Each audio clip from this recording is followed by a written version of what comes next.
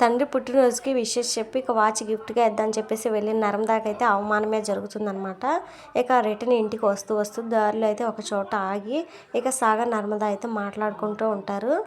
నువ్వు ఇలా రైస్ మిల్లోనే పని చేసుకుంటూ పోతే నా భర్త గురించి నేను గర్వంగా ఆఫీస్లో ఎలా చెప్పుకోగలను సాగర్ అని చెప్పేసి నర్మదా అయితే అనగానే ఇక సాగర్ అయితే కన్నీళ్ళు పెట్టుకుంటూ, చూడు నర్మదా, నేను మా నాన్నకి అండగా రైస్ మిల్ చూసుకుంటానని పెళ్ళికి ముందే చెప్పాను కదా, మరి ఇప్పుడు ఇలా మాట్లాడతావు ఏంటి అని చెప్పేసి అంటాడనమాట.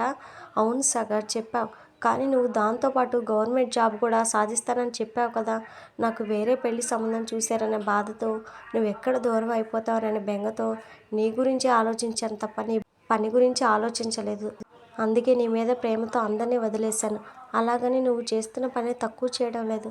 దాన్నే నీ జీవితం అనుకోవడాన్ని సమర్థించలేను.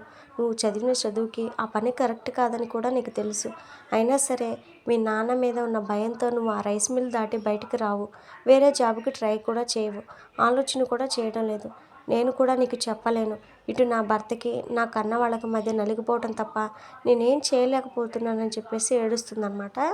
వీళ్ళు ఇలా ఉంటే మన వేదవతికి అయితే వాళ్ళ ఫ్యామిలీ అయితే గుర్తుకొస్తారనమాట. వాళ్ళ ఇంటి వైపే చూస్తూ, ఇదేంటి మా వాళ్ళు ఒక్కరు కూడా కనిపించడం లేదు, ఏమైంది, మా వాళ్ళ కోసం చూస్తూనే ఉన్నాను కానీ మా అమ్మతో సహా ఎవరూ బయటికే రావడం లేదు, మా వాళ్ళని చూసి చాలా రోజులైంది, మనసంతా దిగులుగా ఉంది, కనిపిస్తే బాగుండని చెప్పేసి చూస్తూ ఉంటుందన్నమాట వేదవతి.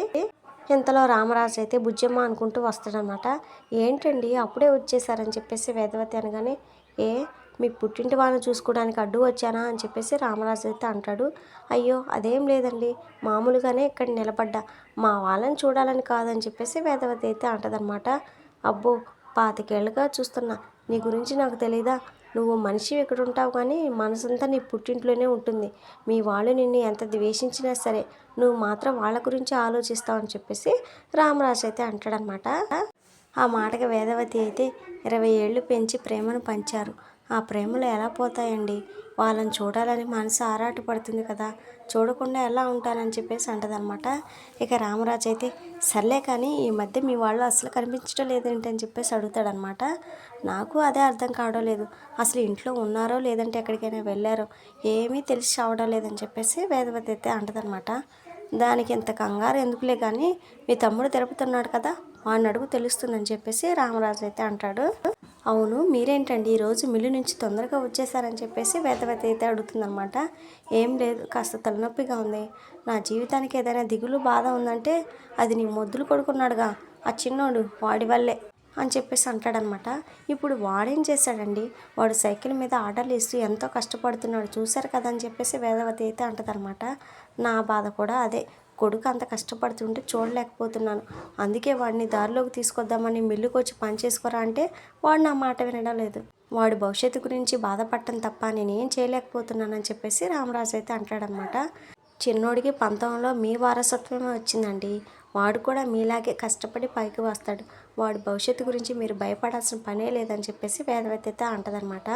వాడు కష్టపడటం కాదు, కష్టాన్ని కొని తెచ్చుకుంటున్నాడు, వాడు ఎదురింటి అమ్మాయిని పెళ్లి చేసుకోకుండా ఉండుంటే వాడి జీవితం మరోలా ఉండేది, వాడి జీవితంలో సరిదిద్దుకోలేని తప్పు చేశాడు బుజ్జమ్మ అని చెప్పేసి రామరాజు అయితే అంటాడనమాట. ఇక ఆ మాటకి వేదవతి అయితే, ఆ కుటుంబం మనల్ని ద్వేషిస్తుంది కాబట్టి ప్రేమ మంచి అమ్మాయి కాకుండా పోతుందా, వాళ్ళ గురించి ఆలోచిస్తూ ప్రేమ చిన్నోడికి తగలేదని ప్రేమను పెళ్లి చేసుకొని తప్పు చేశాడంటూ ఎంతవరకు కరెక్ట్ అండి అని చెప్పేసి వేదవతి అయితే అడుగుతుందన్నమాట. అవును తప్పే, వాడు చేసింది ముమ్మాటికి తప్పే, ఆ ప్రేమ మంచి అమ్మాయే, నేను కాదంటలేదు, వాడు అమ్మాయి పెళ్లి చేసుకోవడం వల్లే మన 2 కుటుంబాల మధ్య పగ ఇంకో 25 ఏళ్ళు పెంచాడు, వాడు చేసిన తప్పును నువ్వు సమర్థించుకు అని చెప్పేసి ఇక తిట్టి వెళ్ళిపోతాడనమాట. అయితే వీళ్ళు ఏం మాట్లాడుకుంటున్నారు ఏంటి అని చెప్పేసి పొలాల్లో పెట్టే శ్రీవల్లి అయితే వాళ్ళ మాటలు అయితే వింటూ ఉంటుందన్నమాట. ఇదే ఫ్రెండ్స్, మరి వాళ్ళ వీడియో నెక్స్ట్ ఏం జరుగుతుంది ఏంటి అనేది తెలుసుకోవాలనుకుంటే మన ఛానల్ని వెంటనే సబ్స్క్రైబ్ చేసి సపోర్ట్ చేయండి. Thank you friends.